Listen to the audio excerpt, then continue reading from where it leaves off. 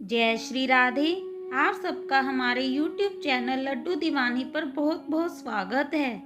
परम पूज्य हनुमान प्रसाद पोद्दार बाई जी कहते हैं, भागवत में देह देही का भेद नहीं है। जैसे हमारे शरीर और जीवात्मा में भेद है, जीवात्मा शरीर में स्थित है, इस प्रकार भगवान के शरीर में कोई आत्मा स्थित नहीं है, सारा ही शरीर चिन्मय है। भागवत देहों में अवतारों में अंतर होता है। कलावतार हैं, मनवंतार हैं, लीलावतार हैं, युगावतार हैं और स्वयं भगवान हैं। इस समय जो हम कृष्ण का स्मरण करने जा रहे हैं, यह स्वयं भगवान का स्मरण है। यद्यपि इन अवतारों में और भगवान में तत्वतः कोई अंतर नहीं, परंतु भागवत देह की दृष्टि से स्वयं भगवान में और उनमें लीला भेद से अंतर है। तो यह जो भगवान कृष्ण हैं, उनके रूप सौंदर्य का हम स्मरण करना चाहते हैं। इनके अनेक रूप हैं और इस समय हम इनके ब्रज के रूप का स्मरण करेंगे। ब्रज के श्री कृष्ण कुसुम कोमल हैं, जहाँ कहीं भी उनमें कठोरता के दर्शन होते हैं। वे ऐश्वर्य का कभी प्रसंगवश प्राकट्य होने पर होते हैं, नहीं तो वे बिल्कुल और बिल्कुल रस भरे हैं, उनमें कहीं भी कठोरता नहीं। ब्रज के श्री कृष्ण की उम्र 15 वर्ष 4 महीने तक तो बढ़ती है और 15 वर्ष 4 महीने पूर्ण होने पर फिर वो नित्य किशोर के रूप में, नित्य नववर्धनशील सौंदर्य के रूप में उसी किशोरावस्था में रह जाता है। इसलिए भगवान श्री कृष्ण की दाढ़ी मूछ नहीं है। उनमें बड़ा सुंदर, बड़ा मृदु कोमल, अत्यंत रसपूर्ण, अत्यंत आनंदपूर्ण, महाभावमय नव किशोर रूप रहता है। वे नित्य नव किशोर हैं और श्री राधा रानी की अवस्था 14 वर्ष रहती है। नित्य नव किशोरी हैं। उनके सौंदर्य में एक विशेषता यह है कि जगत के सौंदर्य की भांति यह कभी बासी नहीं होता। इसको देखते देखते चित्त कभी शांत नहीं होता। जितना इसको देखा जाता है, उतनी ही देखने की चाह अधिकाधिक रूप में बढ़ती रहती है। इनका वर्ण है नील श्याम उज्जवल आभा युक्त, मूलतः नील नीला और नीले पर श्याम आभा और श्याम आभा पर उज्जवल आभा, नीला नववर्धन के समान और उस पर बादल में जैसे शामिका रहती है वैसी शामिका, परंतु शामिका और नीलापन दोनों उसी रंग में परिवसित नहीं होते। एक बड़ी विचित्र उज्जवल प्रकाश आभा से वे झिलमिलाते रहते हैं। भगवान श्री श्याम सुंदर का श्री अंग नीलकमल के समान सुकोमल है, नीलमणि के समान सुचिकन और प्रकाशमय है और नवनील नीरद के समान रसपूर्ण है, रसयुक्त है। यह वर्ण स्वाभाविक परम तेजोमय है, परंतु परम शीतल हजार हजार करोड़ सूर्य का प्रकाश देह के आसपास रहता है, चारों ओर घेरे हुए ओरा के रूप में, परंतु वो परम सुशीतल हैं, रसमय हैं। भगवान की इस देह कांति का आवरण है पीत वस्त्र।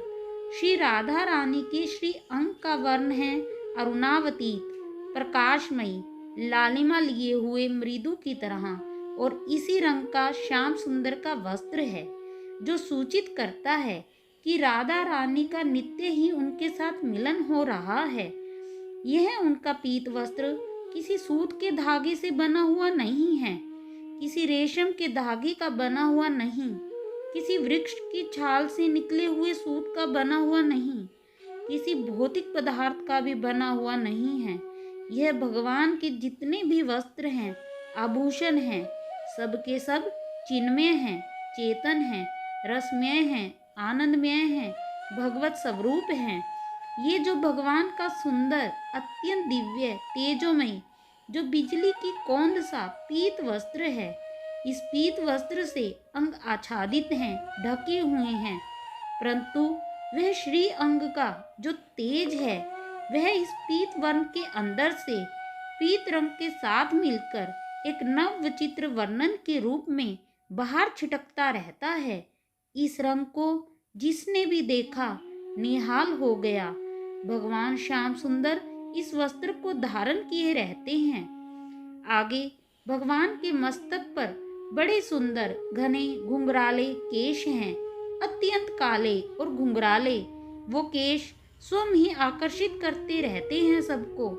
भगवान की अलकावली के ऊपर भगवान ने एक विचित्र मुकुट पहन रखा है। उस मुकुट में दिव्य मणियां हैं। उस मुकुट में जहां तहां दिव्य स्वर्ण हैं और उस मुकुट के बीच में मोर की तरह से कभी 3 और कभी 1 मयूर पंख भगवान ने मुकुट में धारण कर रखे हैं। मुकुट में आभा है, प्रकाश है, विचित्र वर्ण की बड़ी सुंदर धारा बह रही है। इस मयूर मुकुटी के द्वारा श्याम सुंदर और भी अति सुंदर प्रतीत होते हैं। उनका ललाट बड़ा विशाल है। उस ललाट पर माता ने, सखाओं ने, निकुंज की गोपिकाओं ने अपनी अपनी रुचि के अनुसार तिलक बना दिए हैं। तिलकों के कई प्रकार हैं।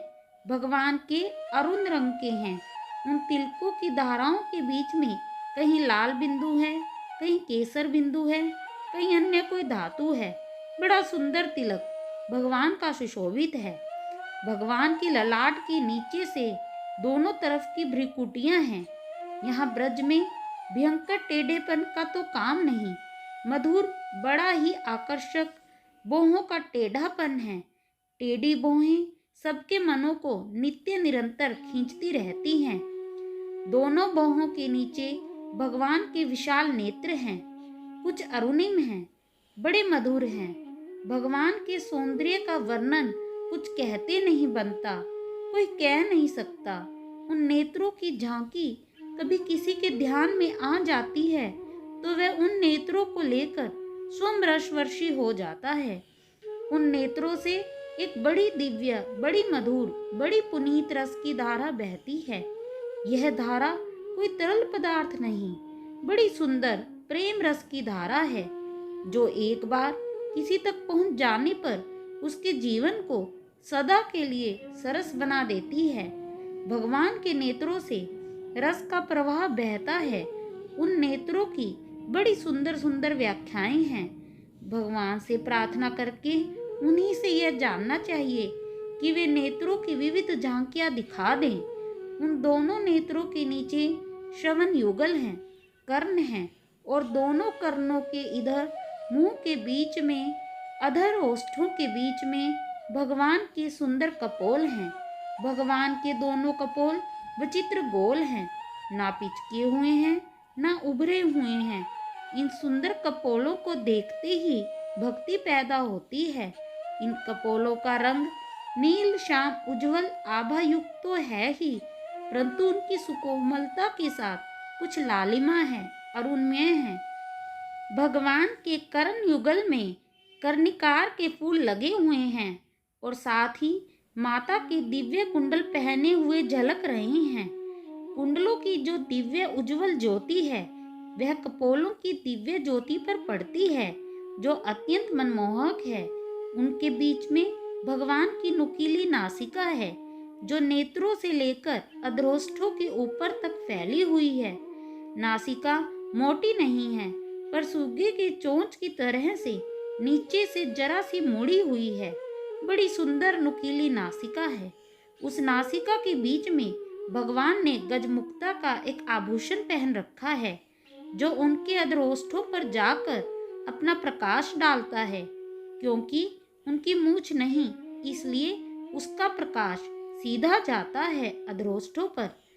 भगवान के जो अधरोष्ठ हैं उनका क्या कहना, वे अरुणधर हैं, अरुणोष्ठ हैं, लाल भीमफल के समान बड़े सुंदर ओष्ठ हैं और उन पर गजमुक्ता का प्रकाश पड़ रहा है। और साथ ही सबके मन को हरण करने वाले, सबके मन में मादकता भरने वाले बड़ी सुंदर, बड़ी मधुर मंद मंद मुस्कान लहरा रही है। भगवान श्री श्याम सुंदर का अधरोष्ठ कभी भी इस मंद मृदु स्मित से वंचित नहीं रहेगा। हमेशा दिन रात जब भी श्याम सुंदर शयन करते हैं उस समय भी उनके मधुर ओष्ठों पर मंद मंद हंसी बिखरी रहती है और उसमें से एक बड़ी सुंदर रस का प्रवाह बहता है। ये भगवान श्याम सुंदर यही तो रस हैं और यही रस इनके श्री मुखमंडल में आकर व्याप्त हो गया। कहीं नेत्रों से बहता है, कहीं कर्ण युग्मों से बहता है, कहीं नासिका से बहता है, कहीं अधरोष्ठों से निरंतर प्रवाह बहता है। और मुस्कुराते वक्त जब उनके दंत पंक्ति दिखाई देती है तो अत्यंत ही मनोहर लगती है। अब भगवान के कंठ देश में आइए। यह भगवान ललित त्रिभंगी हैं, ये बांके बिहारी हैं। उनकी यह भंगिमा किसके मन को चुरा नहीं लेती। उनके कंठ पर आभूषण उनके अंगों का स्पर्श करके शोभा प्राप्त करते हैं। उनके अंग आभूषणों से शोभित नहीं होते, आभूषण उनके अंगों से लगकर इनका स्पर्श पाकर धन्य हो जाते हैं। भगवान श्री कृष्ण के कंठ में मुक्ता की माला है, उसके नीचे विशाल वक्ष स्थल पर श्री लक्ष्मी जी का चिन्ह है। स्वर्ण रेखा के रूप में दाएं और बाएं और भृगुलता का चिन्ह है। विशाल वक्ष स्थल पर कौस्तुमणि सुशोभित हो रही है और मैया के पहराए हुए रोज 3-3 हार भगवान के श्री अंग को सुशोभित करते हुए धन्य हो रहे हैं। इसके अतिरिक्त पुष्पों की मालाएं घुटनों तक लटक रही हैं। उनके बीच बीच में तुलसी के गुच्छ हैं और भंवरे उस पर मंडरा रही हैं। शोभा और भी बढ़ रही है। भगवान श्री श्याम सुंदर के सखाओं ने, मित्रों ने एक नई चीज की माला और बनाई है। वह है गुंजा, लाल गुंजा की माला, बड़ी सुंदर। नए नए फल लेकर मित्रों ने बनाई है और कृष्ण को पहना दी। इसके अतिरिक्त विविध धातुओं से श्रृंगार किया। भगवान के बड़े ऊंचे स्थूल कंधे परंतु सुकोमल हैं। सरस 2 भुजाएं घुटनों तक लटकती हुई हैं। बाहें इतनी लंबी हैं, उन बाहों को भगवान ने गले में दुपट्टा डालकर कुछ ढक सा रखा है। उन बाहों में मणियों के और वन्य धातुओं के बाजूबंद है। उसमें बड़ी सुंदर वन्य फलों की मालाएं, वन्य फलों के बाजूबंद मित्रों ने गूंद गूंद के और भगवान की महाभागा प्रेयसियों ने सजा दिया है। इसके साथ साथ विचित्र धातुओं को मित्रों ने घिसकर उनकी चित्रकारी कर दी है। श्याम सुंदर के तमाम अंगों पर, श्री मुख के कपोलों पर, वक्ष स्थल पर, भगवान की भुजाओं पर, उनकी हथेलियों पर, उनकी पिंडलियों पर, उनके बड़े सुंदर चरण युगल पर और चरण तल पर जहाँ तहाँ धातुओं की बड़ी सुंदर चित्रकारी बनी हुई है। भगवान का उद्र त्रिबल युक्त है, गंभीर नाभि है, पेट सूक्ष्म है और उससे नीचे भगवान का जो कटिदेश है बहुत सूक्ष्म है। विशाल वक्षस्थल और संकुचित कटिदेश कवर, उसमें भगवान ने मधुर मनोहर शब्दों से युक्त करंधनी पहन रखी है। वह करंधनी मणि मुक्ताओं की दिव्य स्वर्ण से निर्मित और घुंघरुओं वाली है। उसमें घुंघरू लगे हैं। जब श्याम सुंदर थिरकते से हैं, नाचते हुए जाते हैं, बड़ी सुंदर मधुर ध्वनि होती है।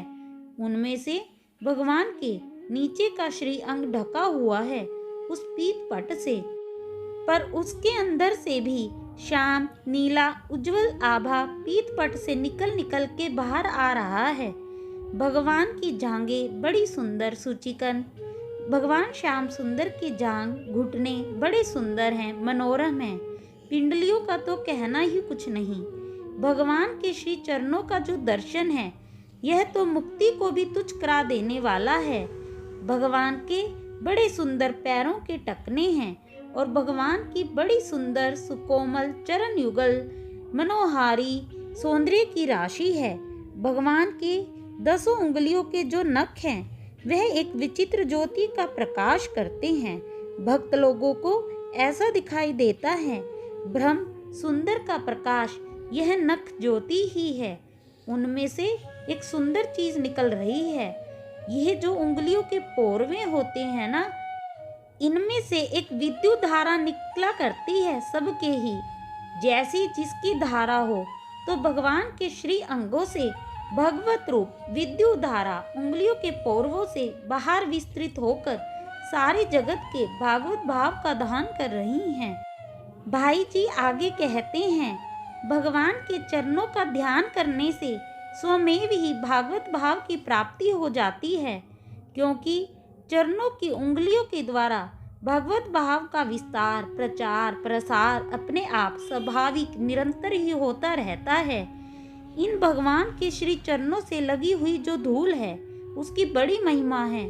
उसकी रज में भगवान स्वयं आनंद रस में रहते हैं। इस प्रकार भगवान के पैरों में बड़े सुंदर सुंदर नपुर हैं। जब भगवान धीरे धीरे ठुमक ठुमक कर चलते हैं, जब वह अपने सखाओं के साथ खेलते हैं, जब वह गायों के साथ पीछे पीछे दौड़ते हैं, जब पहाड़ के ऊपर जा कर के गायों को पुकारने के लिए निरंतर दौड़ते हैं, उस समय बड़ी मधुर, बड़ी मनोहर ध्वनि एक अलग ही अद्भुत रस का संचार करती है। आगे कहते हैं, भगवान की मुरली भगवान दाहिने हाथ में लिए हुए हैं। वे जब सोते हैं तब मुरली को अपने पेट में घुसो लेते हैं, कभी बगल में दबा लेते हैं और कभी उस मुरली के द्वारा मधुर स्वरों का गान करते हैं। यह मुरली की ध्वनि बड़ी मादकता लाने वाली है। इस मधुर ध्वनि ने ही श्री गोपिकाओं के सारे समस्त बंधनों को छुड़ा दिया, सारे ममता के पदार्थों का परित्याग करवा दिया। जैसे कोई साधक, परम साधक भगवान के मार्ग पर निकल जाता है सब कुछ छोड़कर। इस प्रकार श्री गोपियां बेसुध होकर, सब कुछ भूलकर देह के ममत्व का त्याग करके चली गई श्याम सुंदर के चरणों में। यह भगवान की मुरली ध्वनि जड़ को चेतन करती है और चेतन को जड़ बना देती है। जहाँ पर यह मुरली ध्वनि होती है, जहाँ जहाँ पर यह सूर बजता है, जहाँ भगवान के श्री मुख से मुरली द्वारा ध्वनि बाहर फैलती है, वही जड़ पदार्थों में रस का प्रवाह बहने लगता है। पत्थर चूने लगते हैं, वृक्षों से रस बहने लगता है, वृक्ष झूमने लगते हैं, उनमें चेतनता आ जाती है और चंद्रमा की गति रुक जाती है जो निरंतर गतिशील है। यमुना की धारा रुक जाती है जो नित्य गतिशील है। बछड़ों के मुख गायों के सतनों से लगे रह जाते हैं, दूध पीना बंद हो जाता है, सारे जगत का चांचल्य परम शांत हो जाता है। जय श्री कृष्णा, जय श्री राधे, जय कुंज बिहारी श्री हरिदास।